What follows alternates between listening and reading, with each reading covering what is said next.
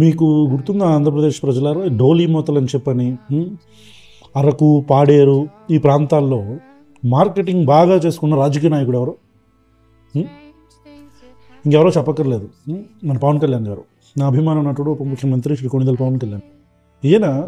ఈయన చేసుకున్నంత పిఆర్ ఆ ప్రాంతంలో ఎవరూ చేయలేదు. వెళ్ళిన తర్వాత మా జెండా కూలీలు కూడా విపరీతమైన పిఆర్, పబ్లిసిటీ అయిపోయింది. ఇంక అరకులో డోలీ మూతలు లేవు అది ఇది అని చెప్పని. కానీ గ్రౌండ్ లెవెల్ రియాలిటీ వేరు.